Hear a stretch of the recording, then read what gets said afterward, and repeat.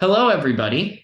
My name is Dominic Noche. I got my bachelor's degree in wildlife biology from the University of Montana, and I have spent a good deal of time before and since working on different wildlife projects, primarily for mammals in North America and a little bit in Southern Africa. I'm currently working in the Adirondack Mountains of New York, working with medium-sized and small carnivores such as bobcats and weasels. And I'm Justin Ruby. Also did my bachelor's at the University of Montana studying wildlife biology. Um, and I have spent a lot of time in the academic side of wildlife, doing research online and synthesizing that into scientific papers and documents, as well as a decent amount of time as a scientific educator. And missing Oh, is Megan Murphy, who we swear is part of this group as well. She just was unavailable to record for when we wanted to get this video out. But Megan got her wildlife degree from the University of Vermont, and she's currently been spending the last year also doing quite a bit of mammal work in North America, specifically with gray fox and Mexican wolf this past year. But she was not available today. I swear that she's part of this group and that she will definitely be here for our next recording, whenever that may be. And together, we're the Wildlife Wire. So, this is a channel that was very much inspired by the Skeleton Crew, which is a group of paleontologists and paleontology students that have been reacting to and ranking the dinosaur designs of Jurassic World Evolution 2, while also being very educational with giving us a lot of information about the species discovery history and what they believe the anatomy and the behavior and ecology of said species would be. And we thought that it would also be a fantastic idea to be applying to Frontier's other animal-oriented game, being Planet Zoo, because there's a ton of species here. And yes, these species are actually alive, but some of them are fairly rare and obscure, or people think they know everything about them, and a lot of that knowledge is either completely wrong or it's outdated. So we decided to make this channel to kind of showcase that same sort of thing in a fun way and tie into people that are playing video games. So we hope that it's an exciting time for everybody. We're excited to try and kick this off and get it started. And Justin, would you like to kind of show us what sort of exhibit you've built here and what it's replicating? absolutely. So today we are in the Russian Far East, um, in the habitat of the Amur leopard. The habitat is largely deciduous trees, with conifer trees at the higher elevations. There isn't a lot of grass vegetation, but we do see a lot of leaf litter from the deciduous trees because when the winter time comes, they drop their leaves. And these leopards, as we see here, inhabit this environment and they hunt, they reproduce, and they call this place home. So, Dominic, do you have any more information that you would like to share about this? Well, we can zoom in on this Amur leopard and we can do a nice deep dive into what this subspecies really is. So, with the Amur leopard, the scientific name for this subspecies, there are 9 different subspecies of leopard. The Amur leopard is the northernmost, being Panthera pardus orientalis, and it is the second smallest of the big cats at the species level. The leopard is, and in terms of the 9 subspecies, the Amur leopard is more on the average size, which is kind of interesting because what we do see in a lot of mammals is something called Bergmann's rule, which is the idea that the closer a species gets to the North Pole, or in some cases the South Pole, the bigger it's going to get because the climate's going to get colder.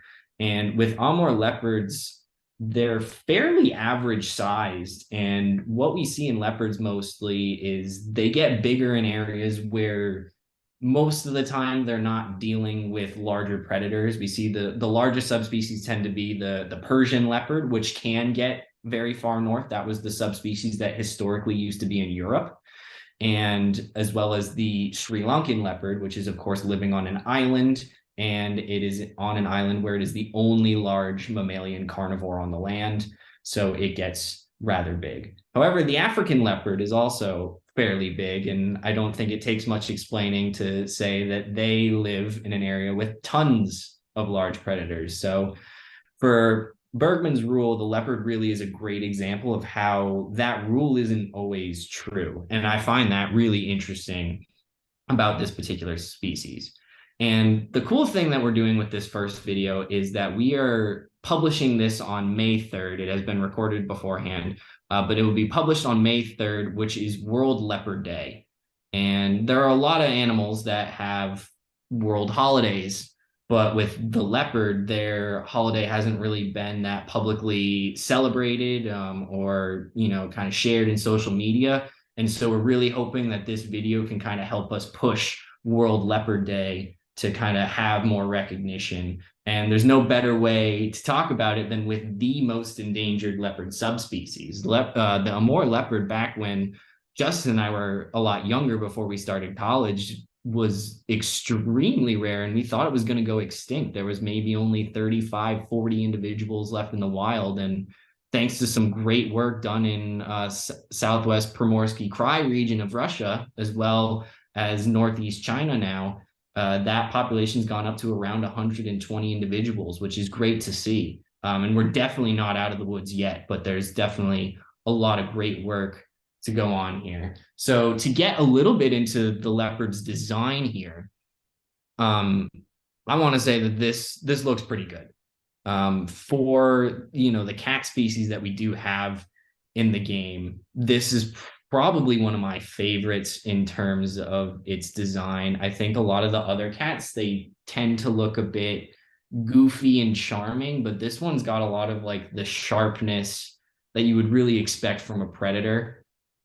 I think the one thing that I kind of noticed looking at it right here is it's not that poofy. Amur leopards are famously, they've got thick coats because they're living in such a snowy, cold environment. And that's what really distinguishes them from some of the other leopard subspecies. The North Chinese leopard, which is the next closest to it, also has quite a bit of that, but I'm not really seeing that much in this design. However, the rosette shape on the spots and the overall coloration of the coat looks great. The head shape seems very spot on. It might be a little big, but I think overall it looks really good. The eyes look great. So this is one of the best cat designs in my opinion. I feel like sometimes it holds its head a little bit high, but other than that, I mean, this is a really, really good looking model for sure. Yeah, I agree with you. Yeah, that's a great point about the poofiness because, being a cat that lives in a northern climate, you'd expect its coat to be, dense and a little longer. And so one thing I Yeah. do notice is the belly seems a little kind of, close to the skeleton perhaps, Hmm. whereas in the pictures I've seen, it's usually a little more droopy with, kind of longer fur hanging down. And we'll put up an actual Hmm. image of an Amur leopard for people to kind of compare a little bit as well. And I think honestly, I might also say let's put up a picture of the North Chinese leopard because Okay. this honestly looks a little bit more like a North Chinese leopard just in terms of the poofiness, I guess. Okay. North Chinese leopards, they can be pretty poofy, but they're less poofy.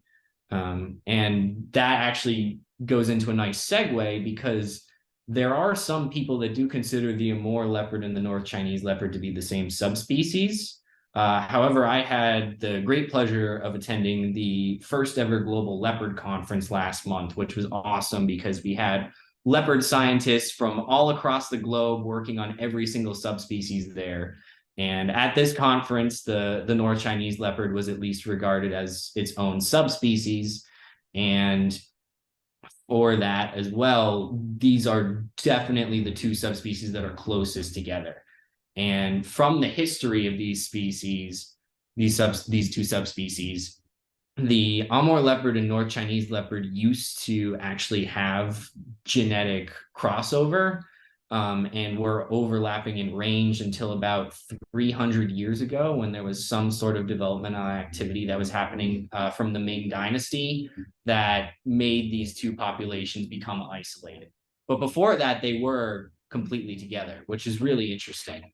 And so, And Dom, and just kind yes, of add there. So when we're talking about barriers that keep two populations apart, what can that lead to? If we have a barrier keeping two populations apart that are the same at one point in time, but as time goes on, they start to diverge.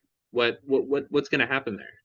sometimes you can have that lead to a completely new species, which we do see over long periods of time. We see more examples of it in the fossil record, of course, because it does take such a long period of time. But we also do just see a general lack of genetic diversity, which will come up again later. And that's caused by inbreeding, where closely related individuals are breeding together, and genes that are rare but bad for the animal's health start popping up a lot more because there's less variety in the genes of the animals that are in a particular area.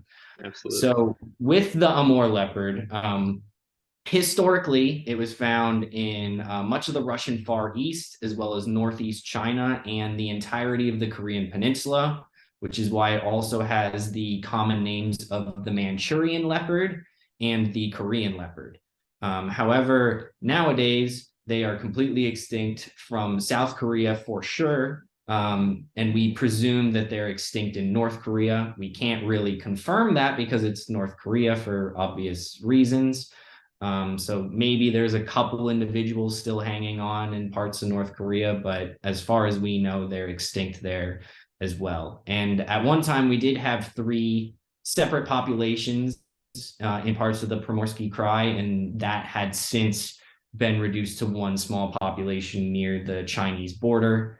And eventually, in 2012, we had the Land of the Leopard National Park established, thanks to the personal attention from Sergei Ivanov, who was a former director of the executive office for the Russian Federation at the time. And he really saw the plight of the Amur leopard happening and really pushed for this national park to be created. And the Land of the Leopard National Park is extremely important for the Amur leopard. It's where most of the Amur leopards in the wild currently live. I think they've got about 84 to 90 leopards living in Land of the Leopard alone, even though there are some other protected areas in the region for them as well. And so that was extremely critical. And there's been a lot of great work being done, and it's helping out a lot of other species native to this region, such as the Siberian tiger, another endangered cat that lives in this general area.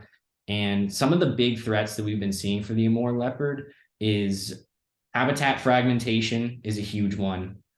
Depletion of prey resources is also a really big one. And this is something that we don't really see talked about enough when it comes to big cats.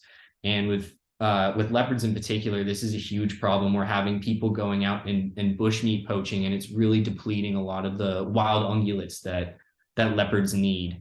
And we are also seeing a little bit of issues with canine distemper virus. That is a fatal disease that can be spread by domestic dogs, and that's impacting a lot of other carnivores as well. So there's a lot of work going on right now to really bolster the prey populations in these regions, as well as to eliminate the spread of canine distemper virus, mostly through vaccinating domestic dogs that people have running around, to really protect these leopards and minimize the threats that they are facing. So leopards are, of course, a primarily solitary big cat, and this goes for all 9 subspecies. And for the most part, a female, she'll meet up with a male, and she'll get pregnant, and then eventually have a small litter of kittens, usually about 2 to 4 cubs, and they'll stay with her for about 2.5 years old until they're independent and capable of striking out on their own to find their own territory. And so does the social grouping of these leopards kind of tell us anything about, their hunting strategies?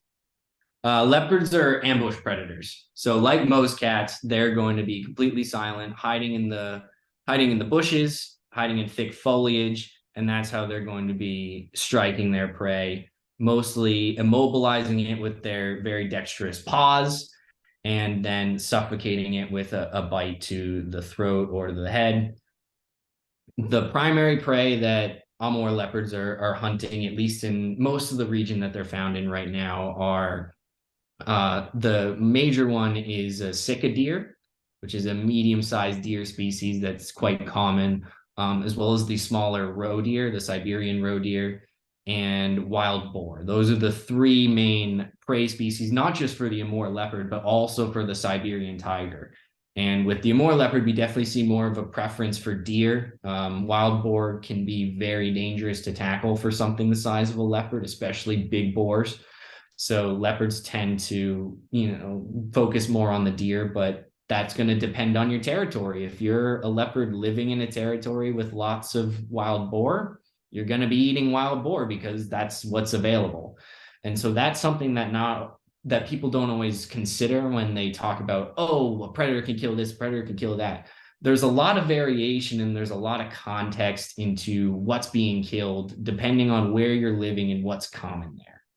And yeah, that's a big part of it. They'll also eat a lot of smaller mammals. They'll eat hares, they'll eat large rodents, and they'll even eat a lot of small carnivores.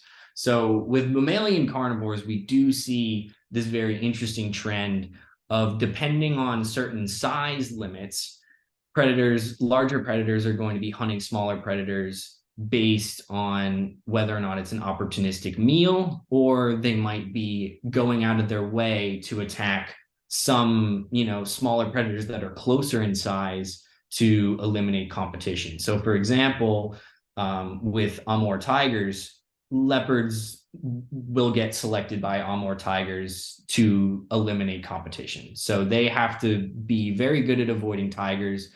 Part of that has been taken into the design of this exhibit. It's a bit more rugged and mountainous, and that's a strategy that leopards will use to avoid tigers, by going into this tougher, steeper terrain that they can move around in more easily than tigers can. I noticed when you were talking about their prey, is you were basically talking only about animals, indicating that they don't eat any plant or fruits or anything. So that means that this animal is an obligate carnivore, correct? Yes, it's a hypercarnivore is another term that we use as well, and that's pretty strict within cats and the cat family in general. Is we do not see any consumption of plant material for nutritional value at all. Their digestive system just not built for it. Yeah, and we can see that a lot in their teeth, because unlike canines or ursids or bears or anything, they don't really have those kind of omnivore flatter teeth in the back for grinding. They've got the sharp teeth, the carnassials, which are their big cutting teeth for shearing. They got meat shears. Mm-hmm.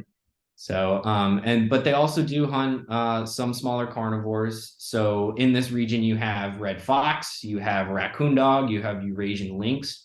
Those are all small carnivores that if a leopard happens to bump into them, it's gonna eat that. It'll try to catch it as an opportunistic meal if it can, make a well-placed kill with minimal damage to itself, because of course, all types of prey are gonna fight back. It doesn't matter. Running away is always a great strategy initially, but if you're gonna be caught, you're gonna fight back, because guess what? You don't want to die. Yeah. So that is something that's very important for people to understand when it comes to hunting. There's a lot of risk involved, and a predator really has to plan out their hunt perfectly. No matter what their prey is, there's always some sort of strategy that you've got to bring to the table. And Amur leopards and leopards in general do that very well with their ambush strategies. And they're very, very good at it. European badger is another one that I forgot to list there, but yeah, they'll eat foxes, they'll eat badgers, they'll eat raccoon dogs. There are apparently some cases of them taking very young Asiatic black bear cubs. However, from what I could find from sources, it was limited to a rather old General Carnivores of the Soviet Union book.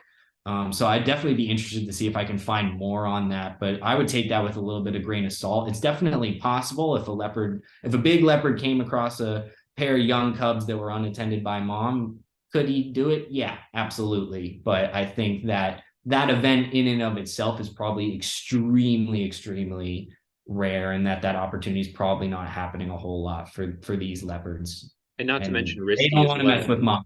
They don't want to deal with an angry mother bear, whether it's a black bear or a brown bear, because you do have both species in the Primorsky Krai region. Yeah, and not only do these animals have to worry about, being killed in combat or, while hunting another animal, they have to worry about the aftermath. So even if they escape and they may have suffered some wound, they still have to worry about an infection because in nature they don't have the luxury of antibiotics. So, a simple cut somewhere in the body could be, the end for this leopard if, you know, Yeah, depending on where it is, if you'll see in carnivores that hunt a lot of smaller carnivores, a lot of times they'll have torn up ears and things from the smaller carnivores scratching at their ears while they've got them pinned down. And, that's a pretty, minor superficial injury. Yeah.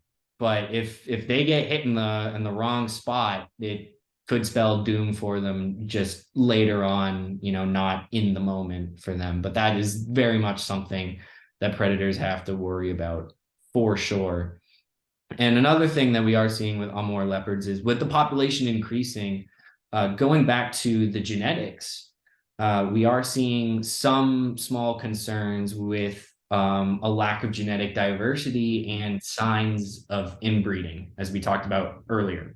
And so Tasia Marchenkova has been doing a lot of really good genetic analysis with the leopards in the Land of the Leopard National Park specifically, along with Yuri Darkin. And they've been noticing and been getting pictures of a lot of leopards that are showing physical signs of inbreeding. So one thing that we're seeing white paws. So you'll notice on these models, the paws are mostly that golden brown with a little bit of white, but there are some individual leopards that we are seeing where almost the full paw, or in some cases the full paw, is white with the paw pads being pink instead of dark. I'll see if I can find a photo of that to put up. And then the other big thing that we're seeing is something that we've seen in other inbred cat populations. You see it in cheetahs. We've seen it in the Florida population of cougars, and that is kinked tails. So at the very end of the tail will have a couple of bends and kinks that are a little bit unnatural. And that could possibly have an effect on their balancing and turning ability. So it's not something we'd like to see. But even stranger is there are some leopards where we see very shortened tails, almost lynx-like, or, complete stubs. And that is, I've never really seen that sort of inbreeding depression sign in any other cat group or cat population. So that was a big surprise for me to see from Tasia's research.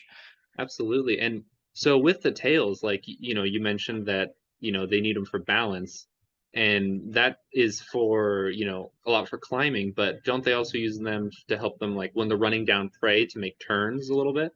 Yeah, I think it's something that we might save a little bit for the cheetah video. Absolutely. When we eventually talk about cheetahs, because cheetahs are a great example of that. You will see, just any cat, when you watch cat videos of them turning, you see the tail swings in one direction, and it's kind of a shift balance, like a rudder, and it helps turn their body. And so being able to fling that tail in different directions and having it be a long tail is very important for good sharp turns, and it's what helps make cats so agile, as well as being able to climb in the trees, which we have seen these leopards, they have been doing that from time to time while we've been talking. And with leopards, of course, they're very famous for going into trees, especially, African leopards and Indian leopards. Those are kind of the standard subspecies that everybody thinks about when you talk about leopards, is those two.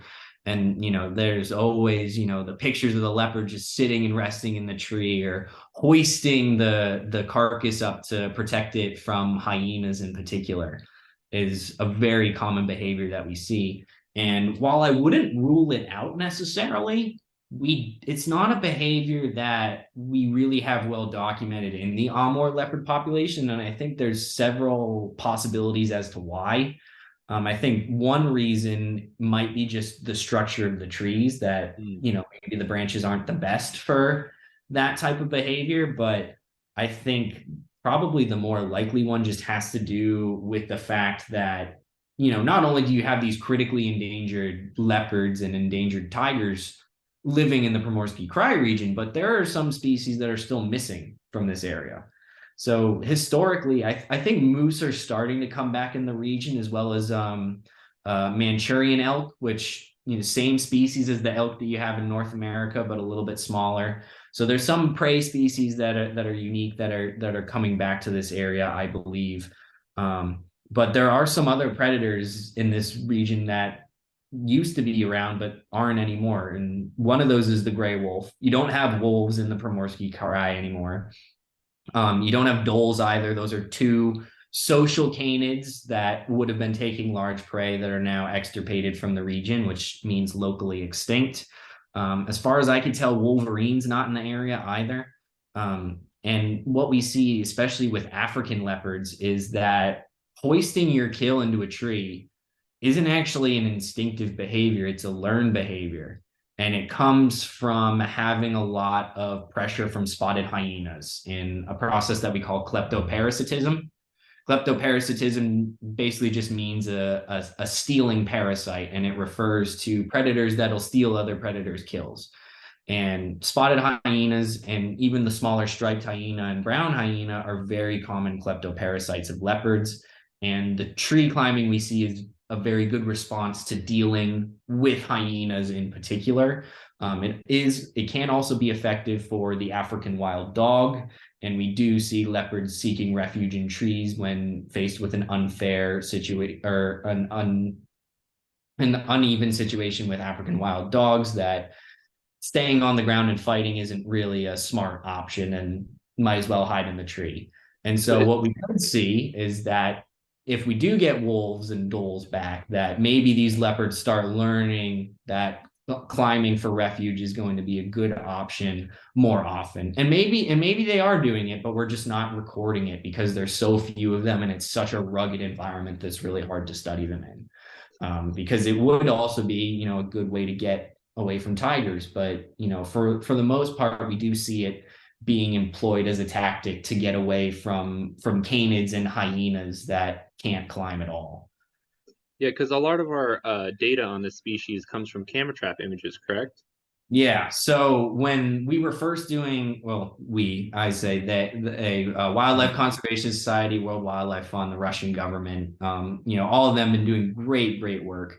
And most of the research that we were doing on Amur leopards from that was mainly doing snow track surveys. So finding scat samples and getting DNA as well. That's how we've been able to find out what these leopards were mostly eating, as well as a little bit of genetic analysis for the individual leopards, as well as looking at just individual sizes in the tracks to count the leopards. That was the main way at first. But of course, as technology has improved and now there's more leopards, camera traps are really the big way to go. And as you can see with these leopards, they've got these very distinct rosette spots. Rosettes is what this particular type of spot is called. And every leopard has a unique set of rosettes on its body. And so camera traps have allowed us to take advantage of that unique quirk. And we're able to employ something that's called spatially explicit capture recapture, which means when a leopard walks by a camera trap and we get a good photo and we can see what that spot pattern is, we can then cross-reference it with every other leopard photo that we got from the area, and we can find out how many individual leopards we got on all of those different cameras. And so that's become a revolutionary way for us to really keep track and count leopards without having to use radio collars and go out and dart them with immobilizing drugs, which is very stressful, and you're always running the risk of losing the animal that you're doing this to. So that's been fantastic, and it's been a great innovation not only for leopards but other heavily marked cats like tigers and jaguars. Yeah, so it's essentially like, a visual version of recording someone's thumbprint. It's a unique pattern that only this individual animal has. Right. And John Goodrich, who's a lifelong hero of mine, he's done a little bit of Amur leopard work, but mostly with Amur tiger. He has a great saying of calling tigers walking barcodes, and it's that same idea that it's this very unique marking that is going to really tell you apart. And it's been great for helping us do more non-invasive conservation and management work for a lot of these large cats, which is great to see. And so with an animal as elusive as a leopard, the camera traps are really effective because they allow us to kind of get, pictures of these animals in places where we're not there. So we don't have to worry about, the physical presence of a person, spooking the leopard or deterring it from an area, because we have seen human development and human use of areas impact leopard habitat use, right, Dominic? We have, yes. And this is probably one of the biggest myths that people have of leopards, is that leopards are really good at living around people. Mm-hmm. And they can be good at living around people, but it really depends on human tolerance and what prey is available. And so actually, if we look at kind of the conservation status of leopards, um, if you look at the IUCN spectrum, so the least is least concern. Least concern means we're not super duper worried about it, but we want to keep tabs on it just in case. Then you have near threatened, which is a bit more concerning, and then you have vulnerable, which is where you really start getting concerned, and then that leads into endangered and then critically endangered. And the Amur leopard is a critically endangered subspecies, but leopards as a species are actually listed as vulnerable, which is the same classification that we give to the lion, the cheetah, and the snow leopard to kind of put it in perspective. So leopards are actually in a concerning state, and we are seeing a lot of decline. Leopards have lost over 3/4 of their range that they had historically, which is kind of crazy to think about. Of the 9 subspecies, only 3 of the subspecies are at that vulnerable stage that the species is as a whole. So the African leopard, the Indian leopard, and the Sri Lankan leopard, they're also at vulnerable. But the North Chinese leopard and the Persian leopard are endangered. And all the other subspecies, including the Amur leopard, the Indo-Chinese leopard, and the Javan leopard, as well as the Arabian leopard, which is the smallest subspecies, they're all critically endangered with, as I said, Amur leopard, we're estimating around 110, 120 individuals left in the wild. Arabian leopards less than 200. I think Javan leopards less than 500. Indo-Chinese leopard has lost a lot of its range. So it is a big concern. And that's another thing that we're trying to push with this video and tying it into World Leopard Day is we're losing leopards fast. Mm-hmm. And we need to really start getting ahead of the curve so that we can make sure that we don't lose these guys, because these are really important predators. For example, in terms of species that have really good conservation value and are charismatic, there was a poll that was done where it kind of analyzed what people in the general public thought was an animal that they would be willing to support as kind of a conservation mascot. And they combine that data with just how much effect conserving that species would also have on the rest of the species in its environment, as well as just looking at its geographic range and seeing what were the most important species of that type to conserve. The top 2, and they were pretty much even, were leopards and cougars. So leopard conservation is really important, not just for leopards, but so many other animals that live alongside them. And it can really make for protecting really important habitats that can save entire ecosystems. Absolutely. And, when we have a species that is particularly charismatic or draws a lot of focus from the public and is able to, grant more funding for conservation, that conservation of that species, like Dominic was saying, not only impacts this species, but others, like its prey, the other carnivores that inhabit the same region. And that we call that an umbrella species because, it's like someone holding an umbrella. It protects, everything else below it from, in this case, the impacts of development or any other, human impacts that might alter the landscape to further endanger these species. Right, exactly. So very, very, very important. And as I've said, from a lot of this, a lot of the conservation work being done right now for Amur leopards really pertains to their prey. So Hmm. really bolstering up having good sika deer, roe deer, and wild boar populations for both leopards and tigers in the region. And that's an important food source for them. We're starting to see a little bit of Manchurian elk and moose come in because a big tom leopard under the right circumstances, he's got a chance of killing a weak moose. So that's something that people again, they just think, oh, a leopard killing a moose. They don't think about the context that would go into that encounter and just how dangerous it would be for even a big leopard that could be about 50 kilograms. Big Amur male Amur leopard probably gets to be around 50 kilograms. That moose is still a lot bigger and a lot stronger, and so there's only going to be certain situations where a leopard's going to be taking a moose, but by making that good habitat, you're going to have moose come back to that area, and it provides a potential food source for leopards and tigers. And as the prey base expands, maybe wolves could come back in on their own, and maybe eventually it gets to a point where a dole reintroduction makes sense because you've got enough space and you got enough resources that you can have that large-esque carnivore guild back in this part of Asia. And Um, and to kind of just so for people who don't know, what is a dole? a dole, well, we will be hopefully having a video on doles soon because they are in Planet Zoo. But doles are a very unique type of large, medium-sized canid that is found across Asia. And they live in pretty large packs. That's kind of comparable to the African wild dog in the sense that they're not that closely related to wolves and domestic dogs and coyotes, but they, look the same, they're about that same size and Mhm. they have a lot of similar mannerisms. So really, really interesting predators. And I definitely can't wait until we do the Dole episode because I think Yeah. that one's going to be really interesting. But yeah, as I said, wolves could come back in, wolverines could come back in once there's better selection of prey, and you're going to be seeing different interactions because it's a unique carnivore guild, and you have more of those species interacting with each other.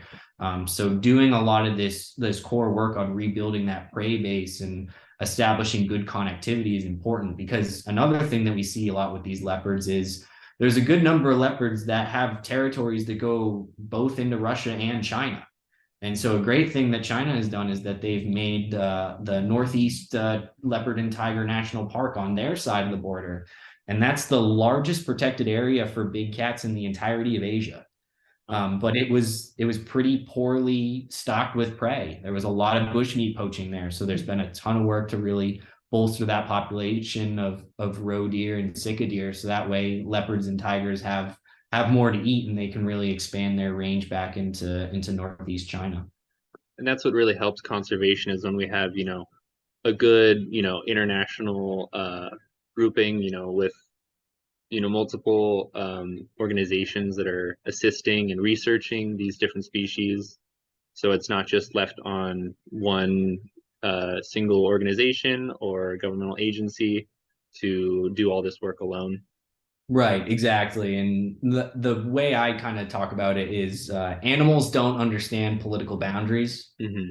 Their territories are going to be unique to themselves, and whatever is suitable habitat doesn't necessarily line up with what the political boundary is. So especially with something like a carnivore that's got very large territories and very large geographic ranges, you do need a lot of international collaboration. And that was a great thing about the Global Leopard Conference was you had people from all across Africa, and you had people from India and Southeast Asia and Russia and China and a lot of the Central Asian and Middle Eastern countries all coming together for this one animal that occupied habitat in all of their countries. And that was really something that was amazing to see. And I really hope that projects and collaborations like that continue. And that should really be the standard if we want to protect these animals.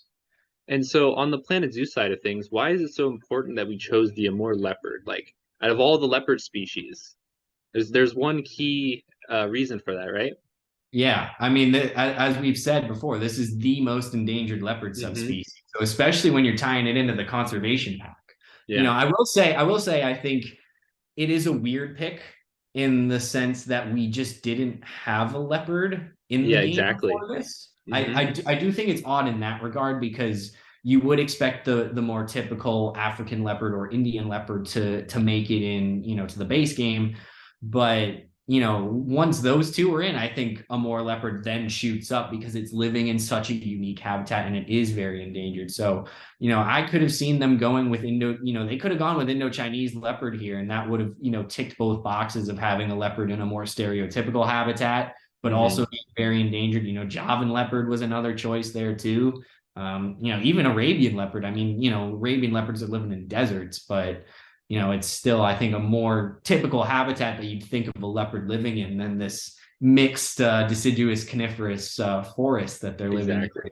in Russia. But yeah, it's a very important subspecies from a conservation perspective, and a lot of people know that. And I think the Asiatic cheetah has recently beat it out for the most endangered cat subspecies population. I think the Iranian cheetahs took a big hit this year, but still, Amur leopard is definitely up there for one of the most endangered cat populations in the entire world.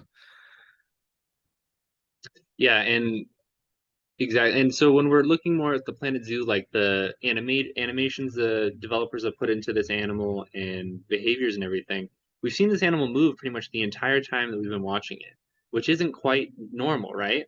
No, absolutely not. Leopards and big cats in general sleep a lot. Hmm. They have to conserve a lot of their energy because killing something's hard, and finding the proper food and the proper opportunities is relatively rare. And so that's the thing with herbivores is you're constantly looking for food and you're constantly eating because that food is a lower quality. It's harder to extract energy from it. And so you're eating constantly. Whereas Yeah. with carnivores, you have very high quality food. It's very easy to get energy from it and transfer that into your body, but you have to kill it. Hmm. And that's really hard to do, especially when you're trying not to risk injury to yourself. Yeah. So, yes, leopards can travel great distances in search of food, and they can be very active, but they also need to be able to conserve their energy when they can. And so they do spend a lot of time sleeping for sure. Yeah, definitely. And that's why all this climbing isn't necessarily like, constant climbing isn't necessarily realistic because yeah, sorry. So it's not necessarily realistic because these animals, need to conserve their energy and aren't going to be expending it to just, climb for the fun of it, basically. Right. And I will say, looking at this design a little bit more, I think you can definitely see that they use the Jaguar as a base here. Hmm. The shoulders look a little bit too big. Yeah. And don't get me wrong, leopards can have big shoulders, but Jaguars have absolutely massive shoulders, and it feels like a little bit of that has still kind of been incorporated into this It, design. It's not too yeah, bad, but it is something that I noticed. The tail looks great. it Um, does. Yes. they have long tails because they're Hmm. climbing. It's a climbing species, and so the tail design looks pretty nice because I know there's a couple other cat species that the tails look a little bit short on. So it's good to see the tail. I do like the tail. Do you have a cub? I will talk about it a little bit because we'll put a picture of what the cubs look Hmm. like on screen. But one thing that I did notice is one thing that they got right with the cubs is that the cubs have pretty big heads for Hmm. the rest of their body, and that's just something that we see in a lot of baby animals is that they Yeah. have proportionally larger heads that they grow into later on. But with cats and these big pantherines in particular, we do see also have very large proportional feet, and they grow Mm. into their feet later. And I feel like the design doesn't really Doesn't showcase capture that. it doesn't really capture that as well, but it does get the big head, which is nice. And there is also a variant to talk Mm. about, I believe. Yes. And So yeah, if you want to take this one, Justin. yeah, okay. So yeah, the variant for this, it's a color variant. And the coat pattern is it's called a melanistic leopard, and that means that its coat is essentially all black. So where the brown and white that we see on this animal, it would be essentially dark, dark, dark, dark. Um, but the interesting thing about that variant is that isn't really something that we've seen in nature. That's something we've seen in captivity a lot.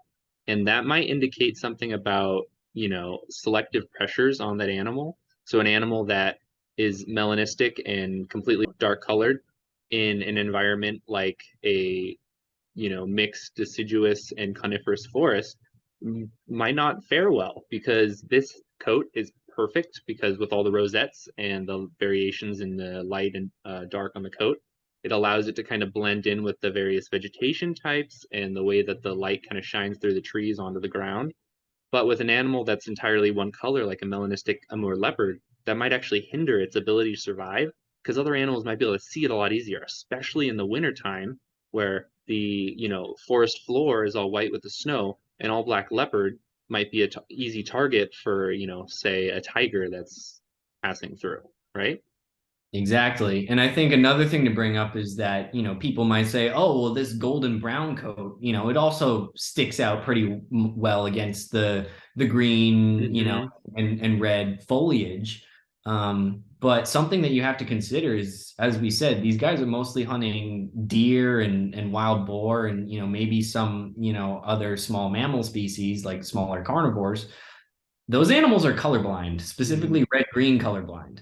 So the way that they see the environment is very different from how primates like us see it. And so Yeah. we can see a lot more colors than they can. So for an animal that's red-green colorblind, a leopard and even a tiger blends in a lot better. Oh yeah. Example of some researchers that compared the color of a tiger in the forest, and they did the color correction for what other animals might see, and what they'd see is essentially the orange on a tiger is green, so the green and black of their coat from what the other animals see, while we see orange and black, blends in almost perfectly with the lush green in the forest and like the dark segments that are obscured by the trees and everything.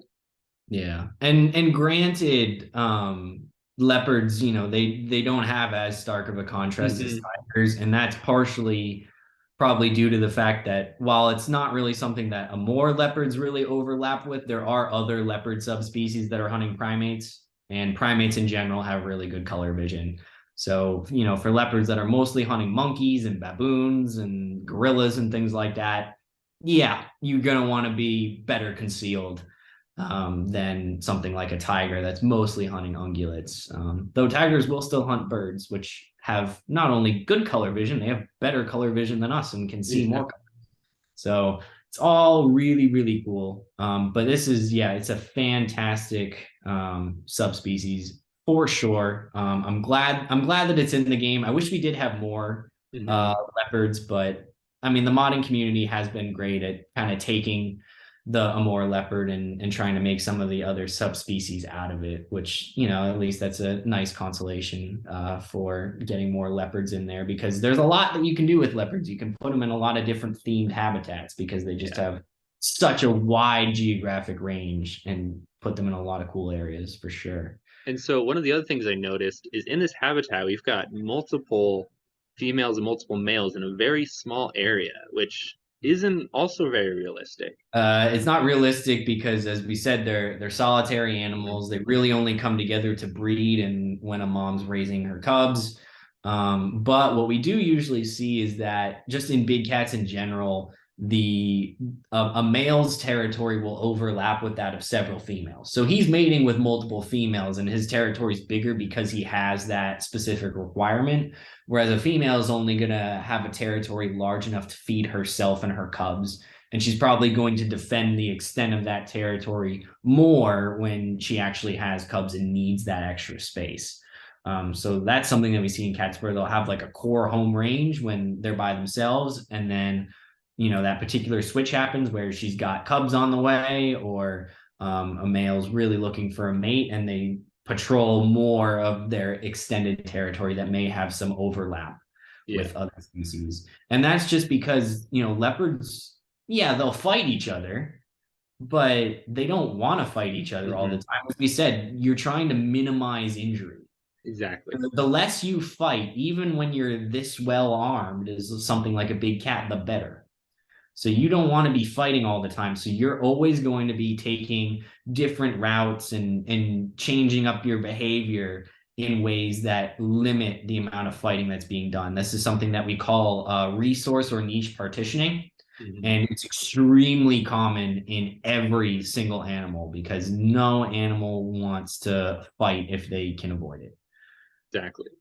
And going back to our point about these animals having, the males having large home ranges, and then the females that have ranges that overlap with these males, that's one of the other important reasons why preserving habitat for big cats and large carnivores is so important, because ones that are solitary like this, they usually have a pretty large home range or territory that they, keep secure. And that takes up a lot of space. And so in a protected area, that's going to take up a lot of protected area. And so to really increase your numbers of these animals, you really need the habitat there to ensure that they have the space to spread out and, effectively grow the populations. Yes, exactly. So that's a very important thing to bring up, as well as just the fact that while we do have lots of populated areas, we need to be better at finding ways for leopards, especially like younger leopards, to disperse in between natural areas through more human dense areas without getting killed, so that we can still have that gene flow and protect that genetic diversity, so that we don't have inbreeding depressions in other subspecies like we're starting to see with the Amur leopard. And one of the plans to kind of help alleviate that is we do have a good number of Amur leopards in captivity. So there's probably going to be some plans to reintroduce some captive bred leopards and get them into the wild. It seems like the Persian leopard subspecies, which also occurs in Russia, albeit in the southwest portion of Russia in the Caucasus Mountains. They've had a big leopard reintroduction program that is seeing some success. There hasn't been successful breeding yet, but the cats are surviving really well, which is awesome to see because it shows that we can do reintroductions for some of these big carnivores if we take the proper steps. And that's where a lot of times it's institutions and zoological places like San Diego Zoo or any of the other zoos. Like I think my local Santa Barbara Zoo actually has more leopards, and it's these places where they're actually able to keep these animals, study their reproduction, and try to help and promote the reproduction of these animals so we can get effective numbers to reintroduce. Right. And And also maintain that genetic diversity because we see absolutely, a greater amount of genetic diversity in the zoo population than we do in the wild. yeah. So that, that's there are great situations where, well accredited zoos, such as the AZA are Hmm. really important to conservation in that regard. And, historically my hometown zoo of Franklin Park Zoo in Boston, they used to have an Amur leopard as well. So I have seen them in captivity as well. Really, really great species to watch for sure. Absolutely, yeah. So I don't, do we want to take this to the tier list? Yeah, so I think, this next section we will go to the tier list and place this animal on the tier. Okay. All So right, the tier here we list. have our tier list. I guess this is the disclaimer now. We're not doing the exhibit animals. Hmm. There's just a lot more limiting animations that these guys have. And we're a bit more focused on vertebrates from our education, so we're not going to be, or like larger vertebrates, so we're not going to be the most knowledgeable with that sort of stuff. Obviously we're still referencing the scientific literature, making sure what we're saying is accurate at least for the time, but Can you close we're the not really going to be doing we're yeah. only going to be focusing on the habitat species for the most part. But if you are really good with reptiles and amphibians and arthropods, feel free to use this format. And I would Mhm. definitely watch them if you did. So as we scroll down here to the Amur leopard, I'm just going to pull it up. But Justin, what do you think of Hmm. the Amur leopard design overall? Overall, I think it's a pretty solid design.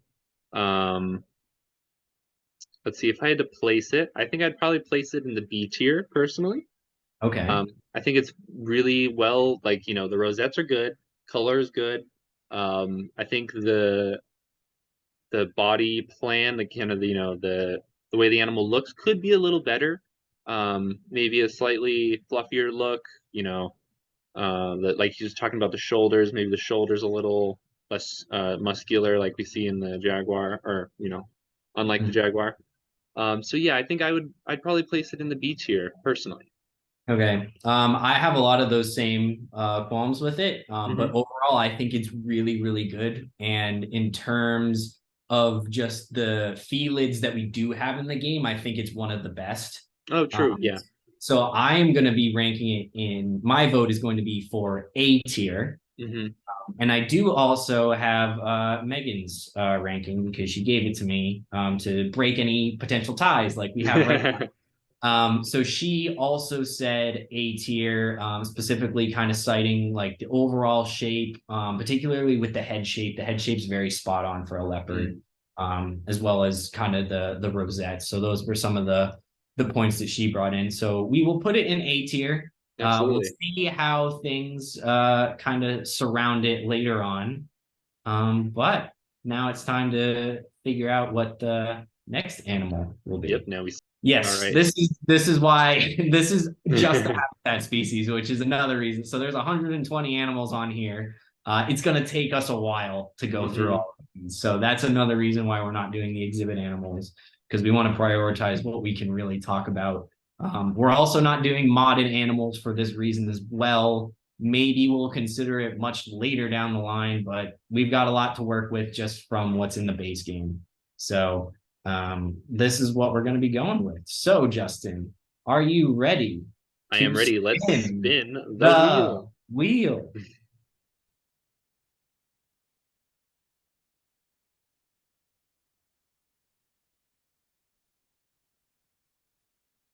Oh, Oh, oh, copy. copy. Okay, that's Okay. an interesting one. That I think is. this is another one that's like a bit more like people know what it is, but they don't know a lot about it. So this one No, will be yeah, fun. exactly. It'll be a Yeah, good one. for The sure. unicorn of the forest. Yep. The zebra giraffe. The Hmm. was it's like the last one of the last like megafauna described by Western science. That's going to be really cool for Oh sure. yeah, definitely. Alrighty, So so we'll see you next time. we're the Wildlife Wire, and we will see you next time.